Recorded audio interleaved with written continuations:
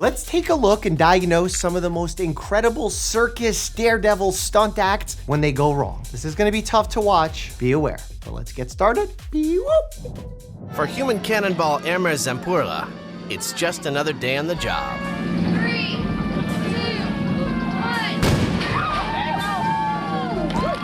1. Imagine that's your job. What do? I get shot out of a cannon. I guess they probably say they're more like an adrenaline artist or a high-flying act stunt person. And Hermes cheerfully waves goodbye to the crowd before disappearing into the firing chamber. I hate that we're watching it right now. He hears the usual countdown.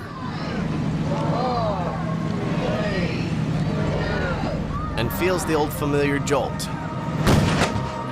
But then...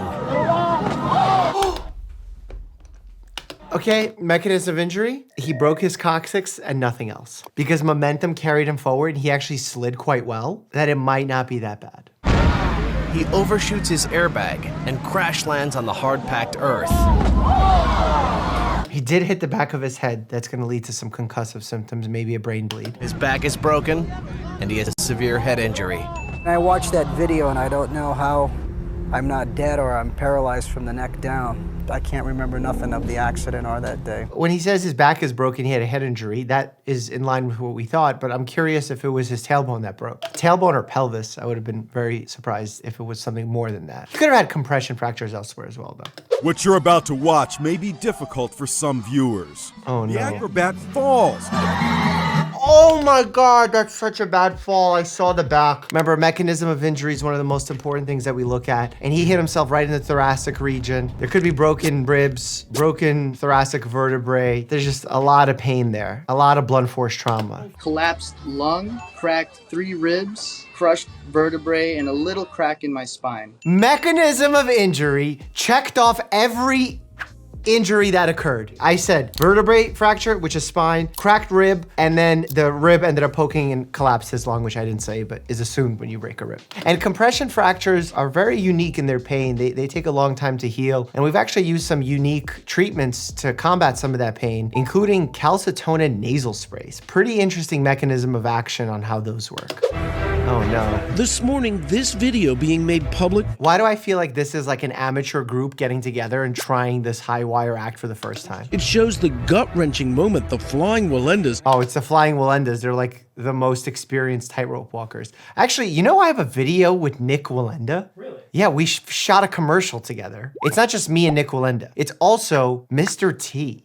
8-person pyramid lost their balance and toppled off the wire. Oh my... 5 members of the circus act plunging several stories to the ground. The 7th-generation family of wire walkers were practicing the new stunt with no safety net, admitting that terrifying fall gave him a taste of PTSD. PTSD, this is terrible. Why is there no safety equipment? I don't care how talented you are. Put some padding on the floor. He said the fall was so bad it made him consider quitting the high wire for good. That's actually why fear is instilled in our brains as humans, to prevent us from walking high wire and losing our lives. Sometimes we can get really good control of it where we can do amazing things, but sometimes it can lead us astray, like when we fall down during situations like this. My mouth is wired shut. I broke every bone in my face. Oh my God, she fell on her face. This is why basic, at least, safety equipment needs to be there. Jaws wired shut usually happens as a result of some mandibular or maxillary fracture, and they do something known as mandibulomaxillary fixation, where they actually wire the jaw shut to allow it to heal properly. This can be to 4 to 6 weeks, sometimes 2 to 3 months in extreme cases. Something sick that was done in like the 1970s and 80s, wiring people's jaws shut in order to have them lose weight. Those studies were a failure because as soon as their jaws were unwound and opened, the people put the weight back on because it was kind of an abusive way for them to lose weight. So can't believe they even tried that.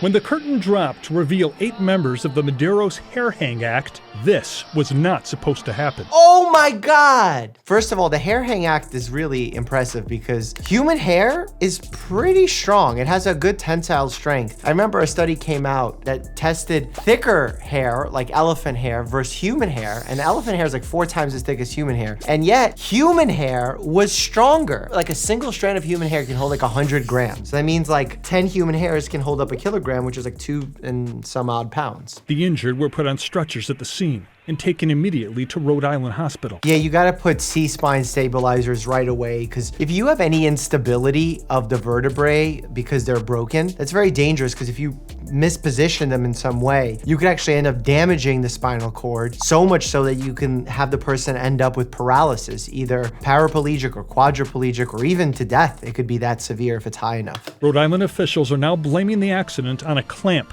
something called a D-ring, that apparently broke. It was attached to a cable, and when it gave way, the whole apparatus came apart. Oh my God, they really do swing on their hair. So maybe that 100 grams is quite true, because the average person has 100,000 strands of hair on their head. That's why it's normal to lose about 100 a day. I'm sure they're losing more than 100 a day because they're abusing theirs, but for the average person, if you see like 100 throughout the day, you might think it's a lot. It's pretty normal, actually. What is this? Oh, I thought these are robots. These are real people? Stop! Oh my God, it's on fire!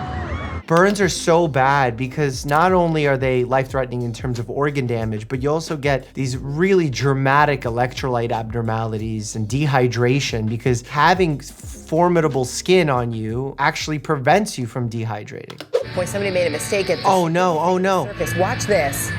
He hit his head. The rider hit a cable high. Oh, it's a cable. That's so incredibly dangerous. It poses such a risk of decapitation. That decapitation is not only brutal, but you're gonna see so much blood, because the carotid arteries are gonna just keep on pumping for at least a few seconds, and you're gonna get massive blood flow. He broke his leg, wrist, elbow, and shoulder, but promises to get back on his bike once he recovers. That's incredible that nothing more happened than a few broken bones. Wow.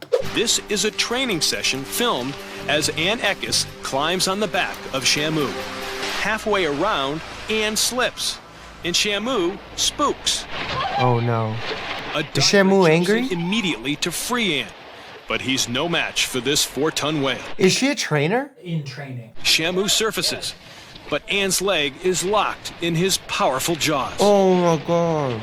A handler pushes a pole down on the whale's tongue, and he lets go. Oh my God. Ann's alive, but will need 25 stitches. 25 stitches and definitely some sort of therapy. That was so scary, my God. This feels just so unnecessary, and like, animals are beautiful, and yes, we want to get kids excited about them. There's gotta be a better way. Ken Peters, an experienced trainer, is swimming with a 5,000-pound female named Kasatka, an animal he's worked with for years. With no apparent warning, the killer whale grabs his feet and pulls him underwater for close to a minute. Oh my God. Then it brings him to the surface where the trainer pets the whale, tries to calm it, only to be yanked down again. And a minute is reasonable, but remember, when your heart rate is through the roof because you don't know what's going on, you're burning oxygen a lot faster. That's why he's trying to stay calm as much as possible. Because the more you stay calm, the more you keep your heart rate lower, the less oxygen you're actually using.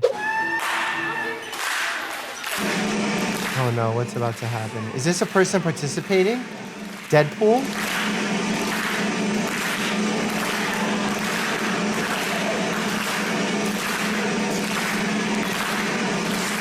I wonder what's being said.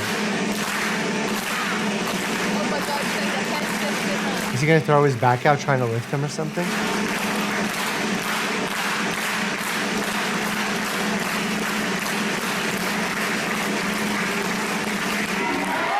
Oh my God.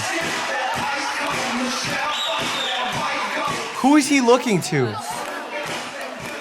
Oh my God, he knocked him out cold. How is that supposed to go? That looked absolutely terrible, and he clonked his head on this really hard surface right away. I mean, remember, the brain sits in a soup, so when you get this kind of torsion on the axons and you get axonal injury of the brain, that's what causes these types of inflammatory concussion-like symptoms inside the brain. Those can last for weeks at a time.